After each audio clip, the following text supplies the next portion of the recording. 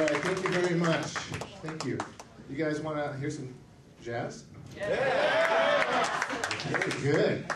Because you enjoyed that, right? Yeah. Okay. Well, we have a little jazz set ready for you. While they're getting set up, let me tell you a little bit about the jazz ensemble.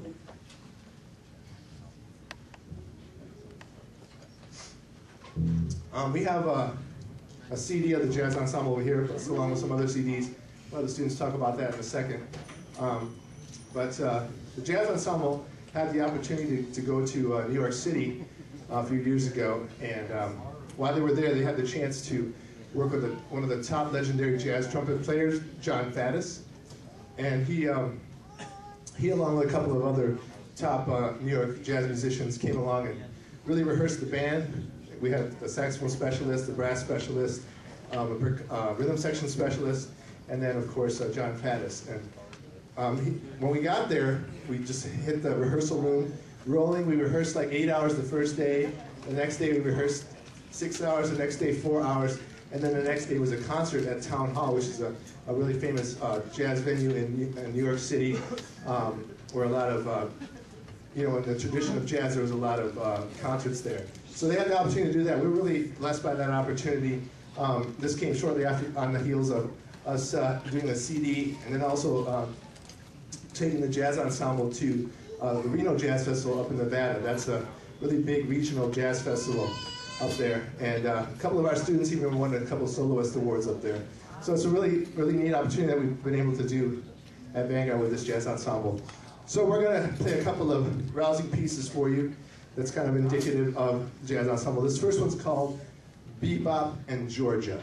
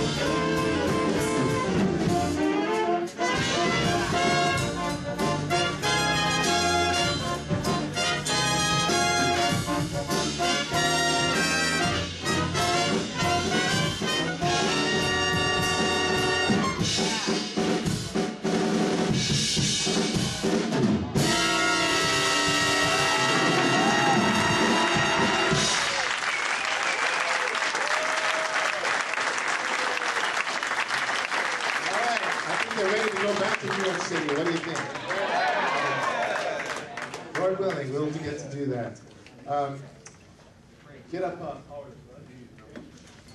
So we wanted to sort of play a piece that reflects what Christ is in our lives, okay? And before, I guess there's going to be a couple testimonials this evening. So we're going to play a piece that's called Power in the Blood. The style is kind of a gospel-y jazz number. It was arranged by a friend of mine.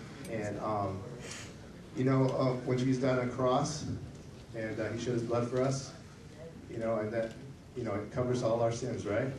Okay? Amen. All right, so that we are not separated from God, that we can be with him in heaven after we're used by him in this life, right? Okay, so we're going to do Power in the Blood.